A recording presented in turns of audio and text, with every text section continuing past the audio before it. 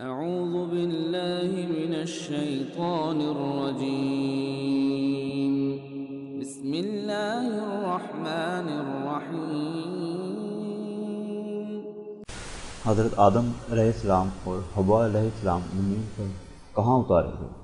علماء سلف کے قول کے مطابق حضرت آدم علیہ السلام اپنی بیوی حضرت حوا کے ساتھ جمعے کے روز ملک ہندوستان میں زمین پر اتارے گئے۔ حضرت عبداللہ بن عباس رضی اللہ عنہ کی روایت کے الفاظ درجہ ذیل ہیں: ان اول ما احبط اللہ آدم احبط بدہنہ بہندی۔ سب سے پہلے اللہ تعالیٰ نے حضرت آدم علیہ السلام کو جب زمین پر اتارا تو انہیں ہندوستان میں دہنا کے مقام پر اتارا، اور حضرت عبداللہ بن عباس رضی اللہ عنہ حضرت علی ابن طالب رضی اللہ عنہ سے روایت فرماتے ہیں کہ حضرت علیہ کرم اللہ وجہ نے فرمایا کہ ہندوستان کی سرزمین سب سے زیادہ خوشبودار زمین ہے کہ اللہ تعالیٰ نے حضرت آدم علیہ السلام کو اس میں آسمان سے اتارا اور اس کے درختوں میں جنت کی خوشبو سما گئی۔ اور حضرت اماں حوا کے بارے میں روایت میں آتا ہے کہ انہیں سرزمین عرب کے مقام جدہ میں اتارا گیا، اور حضرت آدم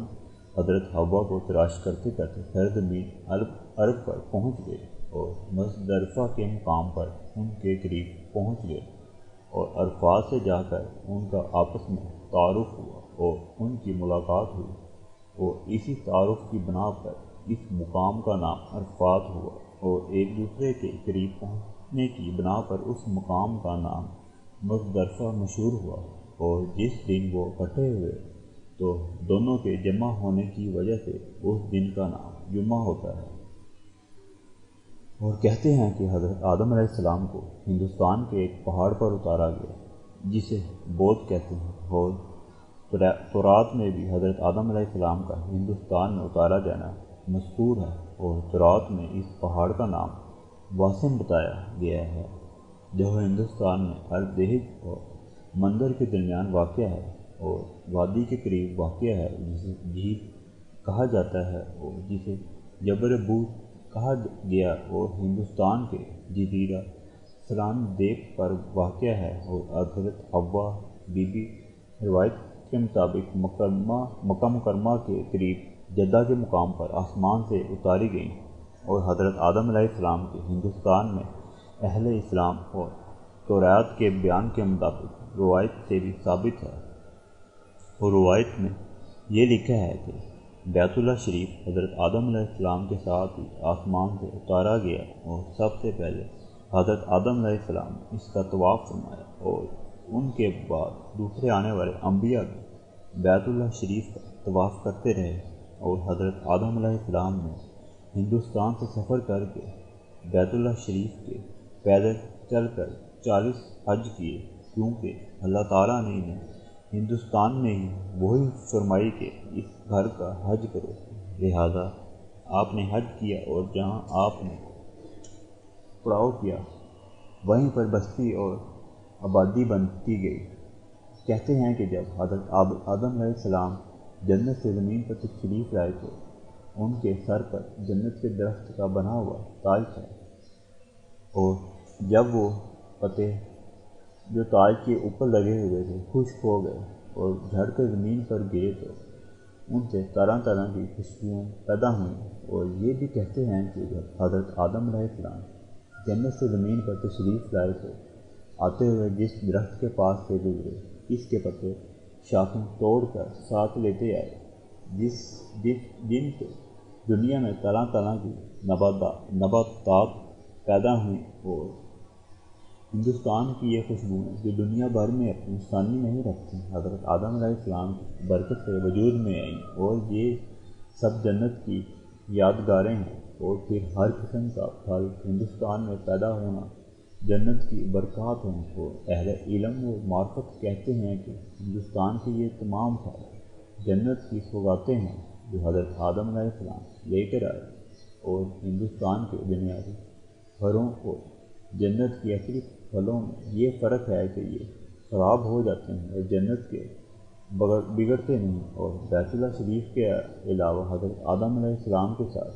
جنت کا ایک اور تحفہ حجر اسود بھی ہمراہ آیا، اور یہ اس وقت برف سے بھی زیادہ سفید تھا، اور وہ اصحاب بھی حضرت آدم علیہ السلام کے ساتھ زمین سے اترے، جو بعد میں حضرت موسیٰ علیہ السلام کے پاس تھا، جو آس کی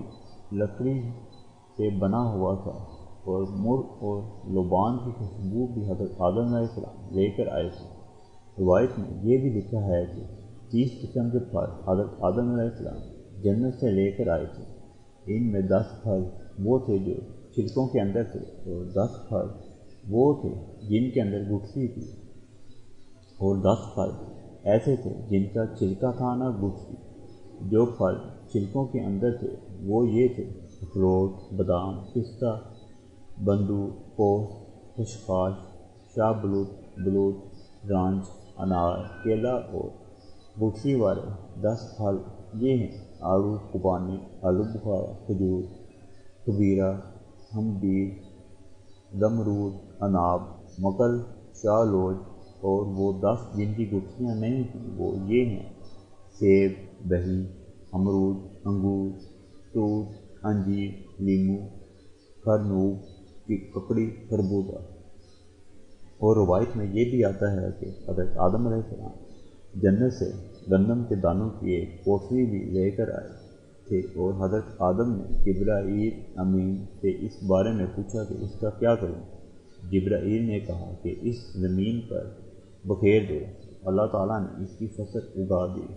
اور وہیں سے حضرت آدم علیہ السلام کی اولاد میں کھیتی باڑی کا آغاز ہوا۔ جب کھیتی پک کر تیار ہو گئی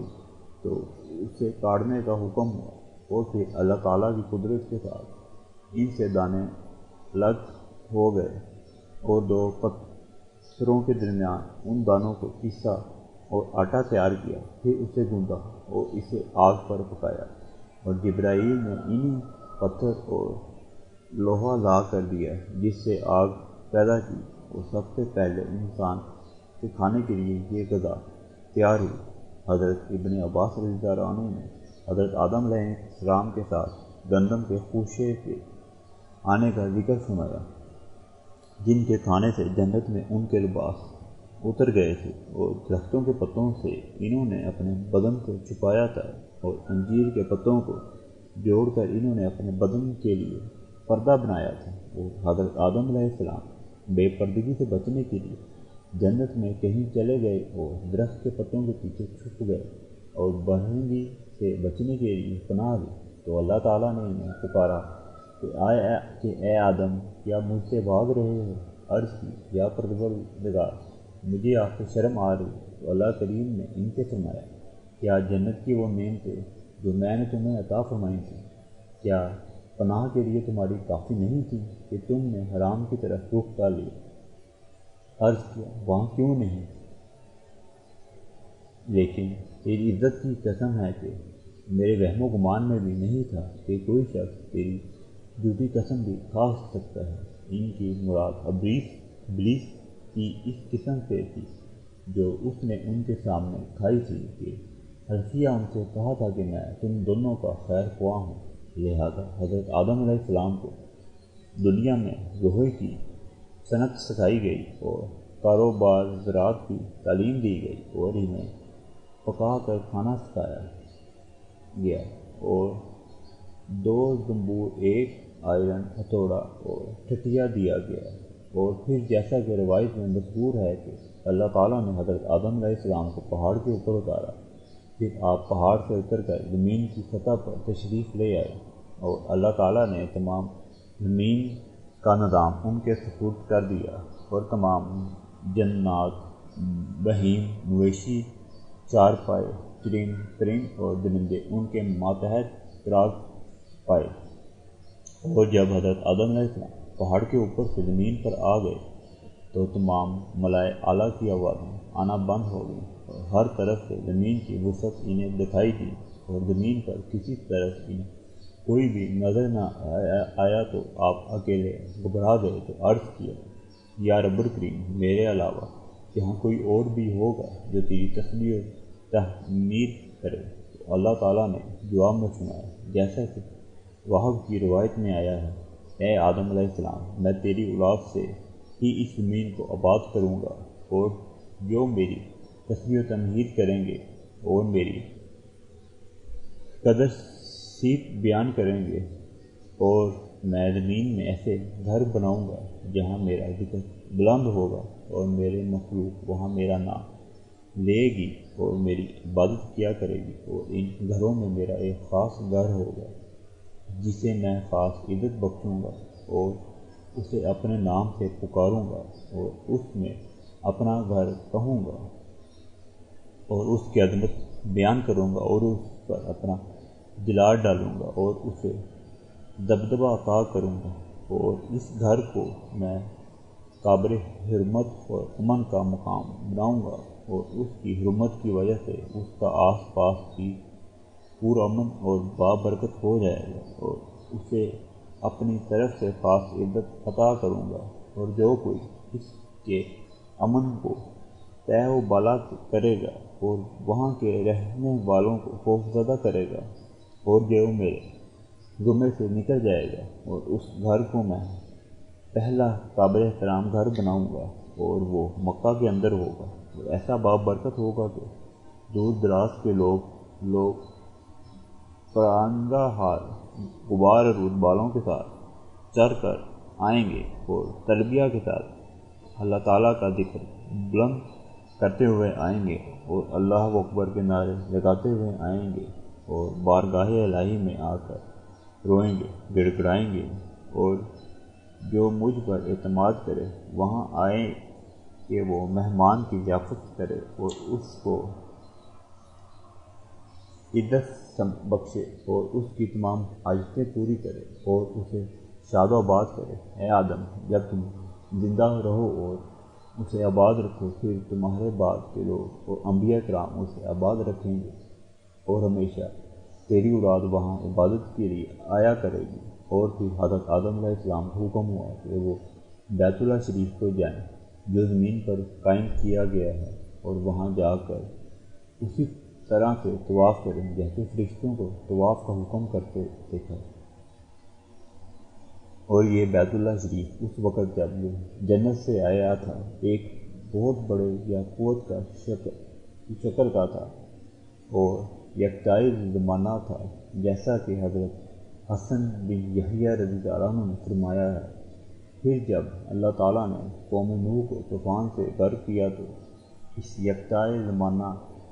گوہر یا قوت کو اللہ تعالیٰ نے اٹھا لیا، اور اس کی بنیادیں ہی باقی رہ گئیں، اور پھر اللہ تعالیٰ نے حضرت ابراہیم علیہ السلام، حضرت اسماعیل علیہ السلام کو وہاں لا بسایا، جنہوں نے اللہ تعالیٰ کے حکم سے اس کی تعمیر فرمائی۔ اور قرآن کریم میں بھی اس کا ذکر آیا ہے، جیسا کہ آئندہ اس کا تفصیلی ذکر آئے گا۔ بیان کیا گیا کہ جب حضرت آدم علیہ السلام کو جلدی سرد ہو گئی تو آپ پسماندہ ہو کر رونے لگے، اور اپنی غلطی پر بہت زیادہ روئے اور نادم ہوئے، اور اللہ تعالیٰ سے توبہ کا سوال کیا، اور اپنی خطا کی بخشش کے بارے میں پوچھا، تو اللہ تعالیٰ نے توبہ کرنے کے چند الفاظ و کلمات حضرت آدم علیہ السلام القاف فرما دی۔ حضرت آدم علیہ السلام نے اللہ کریم سے پوچھا، کیا تو نے مجھے اپنے ہاتھوں سے نہیں بنایا؟ اللہ پاک نے ارشاد فرمایا، ہاں کیوں نہیں؟ عرض کیا، تو نے اپنی طرف سے مجھ میں روح کیوں نہیں ڈالا؟ ارشاد فرمایا، ہاں کیوں نہیں؟ پھر عرض کیا،